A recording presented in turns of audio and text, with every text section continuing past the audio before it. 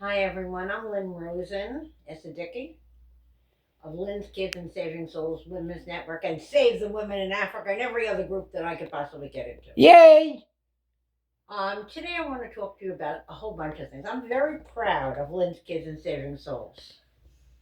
Lynn's Kids started out where we were just helping children in different countries, and we merged to several different programs. We're still helping kids in other countries by doing school things with them. We just my biggest and best contribution to Lynn's Kids was student ambassadors. What does that mean? Well, a few months ago, I had an idea while I was up writing at 2 in the morning. Everybody knows I don't sleep. And I thought, wouldn't it be wonderful if children could solve the problems of the world? Because after all, children, they're the future leaders. So we started to recruit children from different countries. Yesterday was like a second or third meeting. And I have to tell you, I was so impressed. We had children from Morocco. We had students from Oman, and what they not only talked to each other, but their problem solving skills were wonderful. I fell in love, and I'm going to say it right online. I don't care who likes it and who doesn't like it. With Nora, I don't know how to pronounce your last name, honey. With Nora Assad students, and I'll tell you why. They're from Morocco. Many years ago, I had several camps in Morocco. Not one, several schools that I dealt with Lynn's Kids.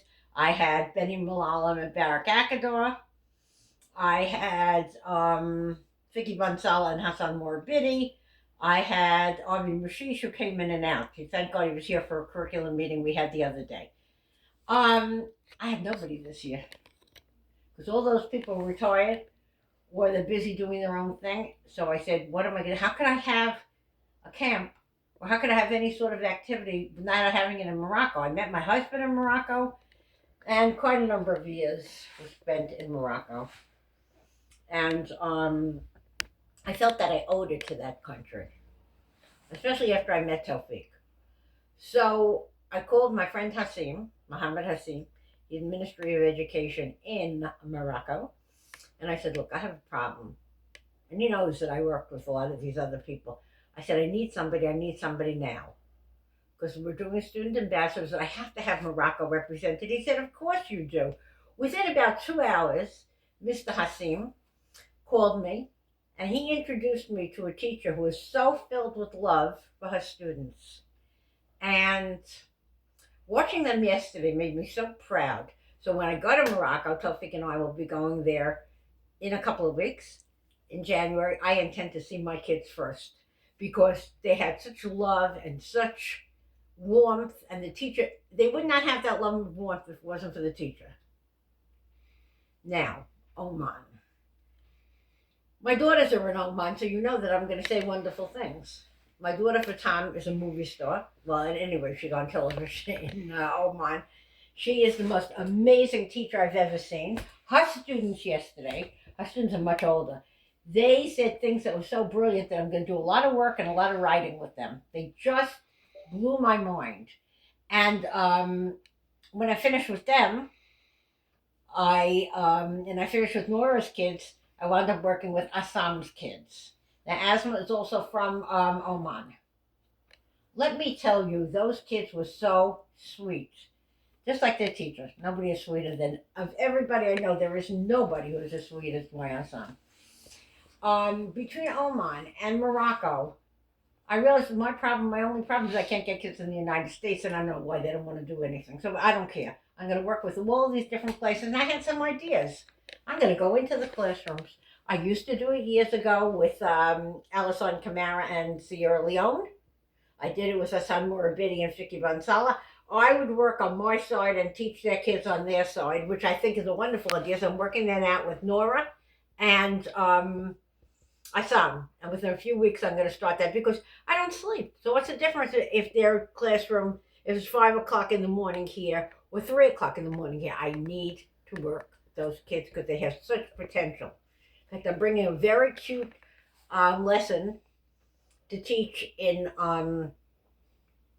in Morocco when I get there, and I'm bringing lots of prizes for the kids because Lynn knows they deserve it. So that's the one thing I'm very proud of. That's Lynn's Kids. That's only one program. Sit back, relax, and enjoy the show. The next thing is Saving Souls Women's Network. That touches my heart because that's who I am. Lynn's Kids, I love kids. I'm a child advocate, but Saving Souls Women's Network is who I am. It's my heart.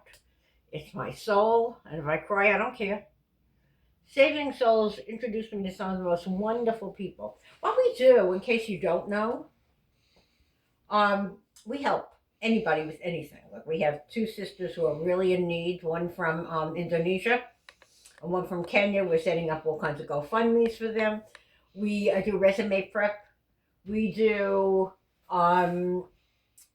getting people ready to go to job interviews that were homeless and they were in transitional shelters. Most importantly, I give, and Tawfiq gives, 2 days a week to New York Cares because that organization is not to be believed how wonderful it is. And I have to say something, and I wouldn't be able to do all of this without Tawfiq at my side, but he's as giving as I am. So just without him, I wouldn't be alive. I'm not going to go through this. Isn't the Tawfiq and Lynn story. We love each other. We always did. But that's not what the story is about. I owe all my giving to Gordon Tapper. And I'll tell you why. Who is Gordon Tapper? I'm going to explain it. He was or is the president of the African Congress in the UN. I used to watch Gordon and the different things he did, for other people. And he was very good to Tawfiq and I through the years, but that's not the point. He is the most giving person I ever met. And I don't know whether or not you remember it, my dear, but he wanted clothing collected for, I don't even remember where, there were so many times. And I got it from the bottomless closet and from a few other places. And he came up to this office that I had in FedCap, and I gave him bags. He said, "Where did you get it?" I made a joke, and I said, I walked around the street and asked people for clothing. I got it from different companies who donate, especially for the homeless. That is a big thing for Lynn. The homeless and the hungry. And not everybody who is poor is homeless. A lot of them live, but they can't afford the food. Live in a house, they can't afford the food. And that jackass, Donald Trump, and I don't care, he cuts snap, he does whatever he wants to, builds ballrooms, does other things. But what is he doing? 137,000 children in New York City are homeless. Now, Tawfiq didn't know that. I know. No, Vicky didn't know that either. And Vicky out there. Hi, Vicky. The point is this, that I didn't know it myself. I mean, I read an article and I said, this has to be wrong. So I went to AI and I checked it. And it was 137,000. I don't remember the exact number. How do we let this happen? Now, if my friend Will is watching, he's saying, here she goes on her rant. But it's okay, Willie. I'm going to be speaking to you tomorrow. How do we let this happen? How does something like this, how does it happen? How is it possible that 137,000 children are homeless? And then teachers are complaining, oh, he's not learning. Oh, he can't learn. Well, who cares about his learning? Who cares? He doesn't get any sleep at night. He's in a shelter. How do you expect him to learn? So I'm going to tell you right now that before I get totally crazy, Saving Souls Women's Network and Lynn's Kids are going to be doing a whole big deal with homelessness and poverty, not only in our third world nations. I mean, I love them, and yeah, sure, I'll help anybody, but basically in our own United States. There are so many people that are in this. Vicky was telling me a story about people she saw in California. It's happening all over the United States. I mean, I'm glad to help somebody from a third world nation. We're living in this nightmare where kids don't sleep at night. Then they come into school and they fall asleep. And the teachers get angry that they fell asleep. They have to understand the root of the problem is us. It's society's problem. And just to tell you that that's just another part of the program. Then I got involved with another group, like I didn't have enough to do. And the group was Save Our Sisters in South Africa. Another thing that's getting me crazy. This is all saving souls. Women in South Africa are being raped every day, and the government doesn't do anything. They do nothing. How is that possible? And how did they get away with it? I just get crazy. So I'm involved in a wonderful group. Hi, Beth Ann. I'm involved with a wonderful group of people, women that are really intelligent from all over the world. And I think that the thing that got to me the most was that I think it was like 2 weeks ago, we were invited to attend a meeting, Tofik and I, of the women of South Africa. And the women actually spoke. And they told us about what they went through. And it broke my heart. So I'm just asking all of you to help to, if you see a GoFundMe for somebody who is in need. Keep talking. Okay, if you see a GoFundMe for somebody who's in need, do it. My friend Christine Yakahama, who's my sister, she's not my friend. Yes, she deserves it. Yeah, she just lost her father, and she lives in Kenya, and they're, they have problems there too. And you will see Tofik is just developing her GoFundMe. If anybody knows my friend Christine, please give. Give so others can live. My friend Wee Wee, who is in Indonesia? Yeah, in Indonesia. She's also with everything that happened there. Flooding? She is, everything.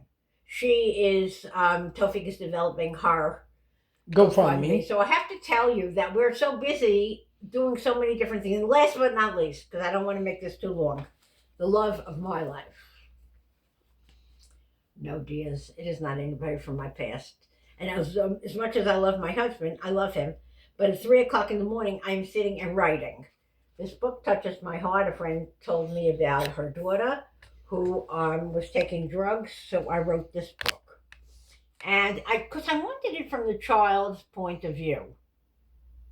It was important to me that the parents understand what they're doing to these kids. So, Mommy Takes Drugs, Am I to Blame? Proceeds go to Al-Anon. This book was about my mom. And sometimes, you have to get it out of your system. And grief is a very difficult thing.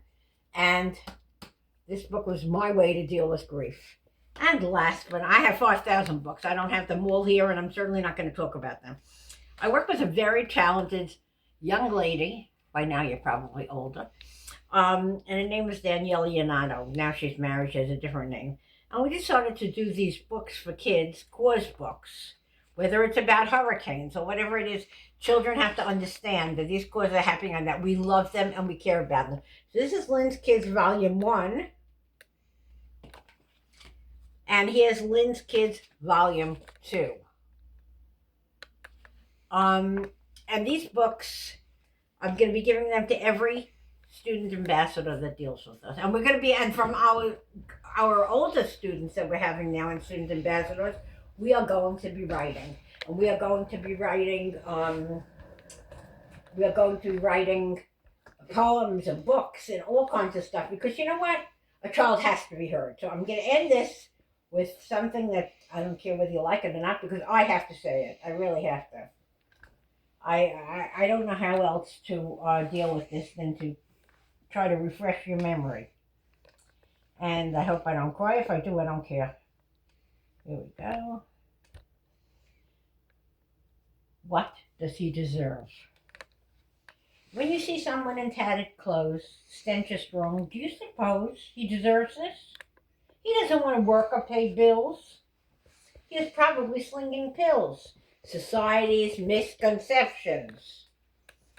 Misconceptions, my friend. Maybe he lost his job. The story is one that makes me sob. What does he deserve? We used to have compassion and respect. Now bigotry and hatred seem to be our sect. He deserves kindness. He deserves caring, a human touch, and sharing. Treated better than today. Life has been tough for him. Can't we help him find the way? What does he deserve? Reach out, extend a hand. Show him that you understand. Teach him sustainability. Isn't that the way that God wanted it to be? That's what he deserves. We are having a Saving Souls, Lynn's Kids, whatever you want to call it, it really doesn't matter.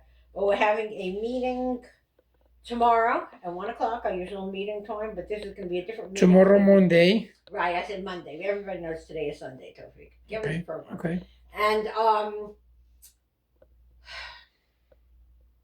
when I think about what I've gone through between the cancer and between everything else, I would never have made it without my husband, who's the sweetest, softest, kindest person. I call him my heart. But homeless people, and even very poor people who have a house, they have no place to live. And they aren't getting the support that they should be getting. I had Tofik, he was my support. I had a friend like Vicky who lived in California, yet when I was doing chemo, she was my chemo buddy. She called, we went on Messenger, and while I was having chemo, this woman from California talked to me. Everybody knows Vicky. Talked to me and got me through my chemo because that was the time of COVID and Tofik wasn't allowed to go with me. So that was at a different time. They don't have a Vicky. They don't have people that they can depend on. They're living in the streets. Instead of us looking at them as we pass them, society doesn't look at them because society is ashamed of them. So instead of looking at them that way, I think we should think that we are the ones who are causing this. By not getting out there, every one of you should be advocating. I don't care if it's an article from the Times. I don't care if it's just saying to me, like my friend said to me the other day, I'm really starting to understand why you feel the way you do about homelessness. I'm seeing so much of it, and she doesn't live here. I don't care what it is, as long as you know the difference. Once you know the difference, whether it's a $10 check to the Homeless Coalition, which is my organization that I love, or it's going in and doing what Tofik and I do. Soup kitchens, coat drives, and whatever else we can manage to go to. And I'm so excited that this is other people get excited about going to a Broadway show. I'm excited that starting in January, when we come home from Morocco, we are reopening the Red Door on Friday. Now, the Red Door is not some sort of an exciting place. The Red Door is a soup kitchen that was closed on Fridays. And it's a soup kitchen and food pantry. I love that place. I worked there for years. I love it. I cannot wait till January. I think it's January 26th, till we go back. We're committed. We're not just telling you what to do. My husband, too, he's going to be running a coat thing on Saturdays. I do mine, and he's with me on Wednesdays. We both do a special class to help.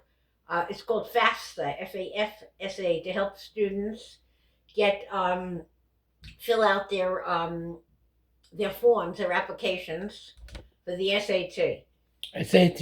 Right, PSAT. I'll explain all of that. Everybody that's listening. Okay, it is a college test where they can actually get into college, but they have to take these tests first. Yes. And that's what we're helping them do. We're not helping them with taking the tests. I can't go through that again.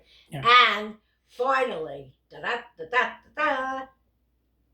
something that was taken away from me. Many years ago, when I was well, before I got sick, before I had my cancer, I worked in several schools. I hated not being able to do it when I got sick. I didn't want to do anything. I just wanted to sit and feel sorry for myself. Well, my favorite school, one of my favorite schools, is PS 140 in New York. And I will be handling a program also at the end of, I think it's in January. I have to check it out. And I will be teaching about self-esteem. Who better? I mean, I love all kids. And when I saw my reaction to, especially, I know for Tom students, and I know some students, especially to those wonderful children in Morocco yesterday, I realized that that's what I'm missing. So we will be going once a week.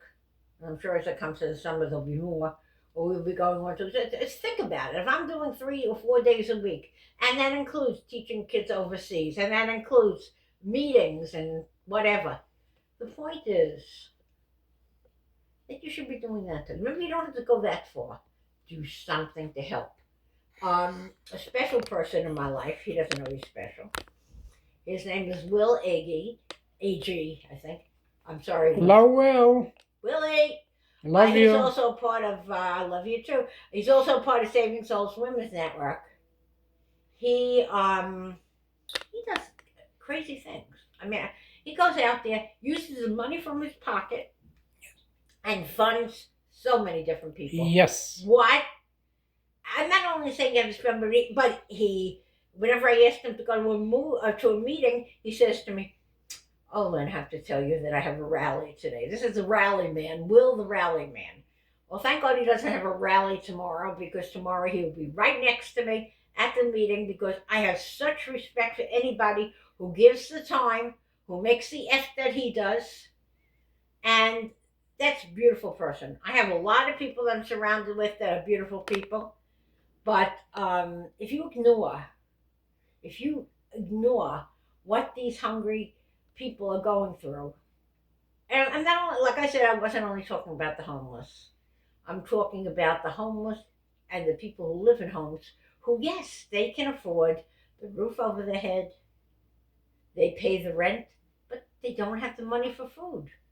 So what we have to do is open more soup kitchens and or soup pantries, doesn't matter. And we have to make an effort, and don't just open them. Get yourself up one day and get them. I'm telling you, you get more than you give. When you go into a soup pantry or a soup kitchen, and you see these people's faces, and they say thank you. I mean, I worked in a dive. He never saw it in the Bowery soup kitchen. Terrible. Then I worked in when I say terrible, there were so many poor people. I couldn't stand it. Broke my heart. Then I worked in a soup kitchen. Oh my God! It's on Lexington Avenue and 70. All Souls. And Sanam, if you're watching, you'll smile.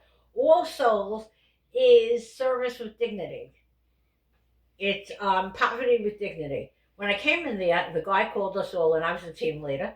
And the guy called us all in, and he said, "If you can't smile when you serve them, if you can't look them in the eyes when you serve them, then leave right now." And everybody was like, "Oh, how can you say?" And I turned to them and I explained to them, as a team leader, he has to say it, because there are a lot of people that have bigoted when it comes to the homeless. Most of these people were homeless. He had tablecloths on every table, a pitcher of milk and a pitcher of water on every table. And the people did not get up on an assembly line. That's the most beautiful part of this. The people, I never got to take Tofik there. He would have loved it. The people, the waiters came to the table. We were a waiter. I've never been a waiter in my life. It's lucky I didn't drop everything. And not only that, when we were told, when we finished serving, to sit down and talk to them. That's when a couple of volunteers left. Too bad, let them learn to live with it. I had such a good time talking to them. Still one of my favorite places. Also, I don't go there because the Red Door really needs it. And the Red Door, I worked at for a couple of years. A wonderful place that cares about the people. They become like your family because you see them all the time. So just realize one thing. I'm going to end with this. Lisa Valentine, I'm thinking of you right now. I love you. Remember, please do, that homeless person could be you. Thank you. You're good, baby. Love you.